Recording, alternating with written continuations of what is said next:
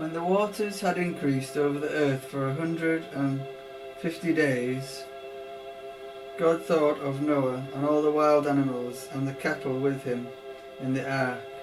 And he made a wind pass over the earth, and the waters began to subside.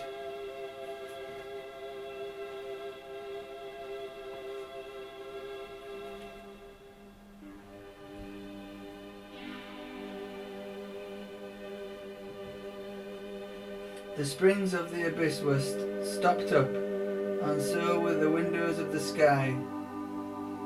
The downpour from the skies was checked. The water gradually receded from the earth, and by the end of 150 days it had disappeared.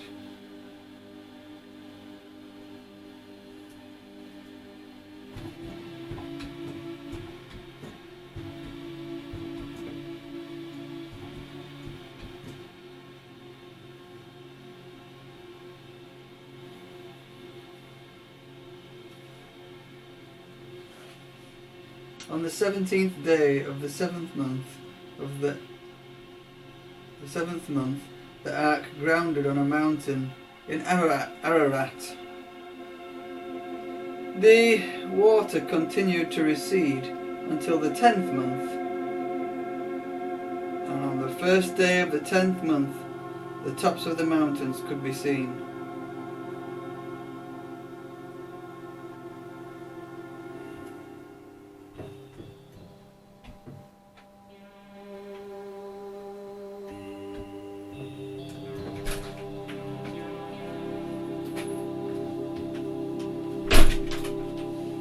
After 40 days, Noah opened the trapdoor that he had made in the ark and released a raven to see whether the water had subsided.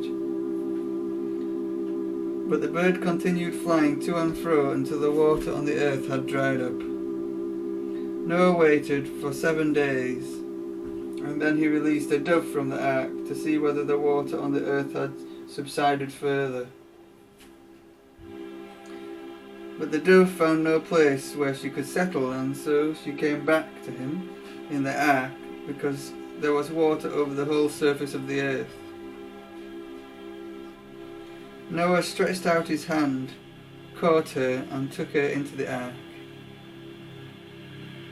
He waited another 7 days, and again released the dove from the ark. She came back to him towards evening with a newly plucked olive leaf in her beak. Then Noah knew for certain that water on the earth had subsided still further. He waited yet another 7 days and released the dove, but she never came back.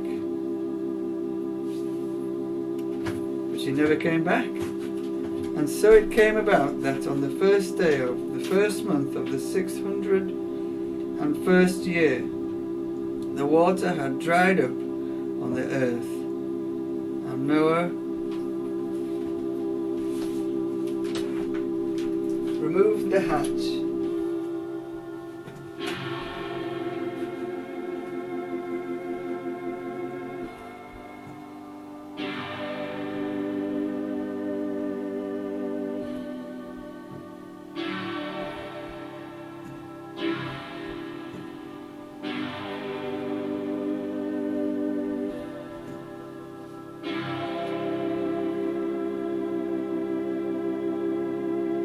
And looked out of the ark.